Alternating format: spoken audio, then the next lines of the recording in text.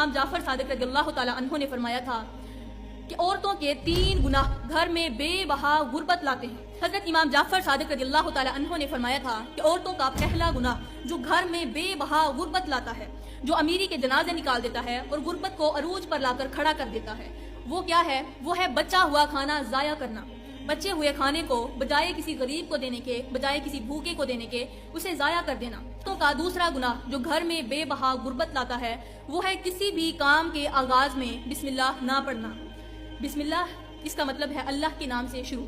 تو جو کام اللہ کے نام سے شروع کیا جاتا ہے، اللہ تعالیٰ اس کے اندر برکت ڈال دیتا ہے۔ تو کا تیسرا گناہ جو گھر میں بے بہا غربت لاتا ہے، پریشانیاں لاتا ہے، وہ ہے رات کو دیر تک جاگنا اور صبح دیر تک سوئے رہنا۔ وہ وقت پر نہیں اٹھ پاتے اور اسی طرح ان کی فجر کی نماز چھوٹ جاتی ہے۔ فجر کی نماز یا تو قضا ہو جاتی ہے یا پھر وہ اس کو پڑھ ہی نہیں پاتے۔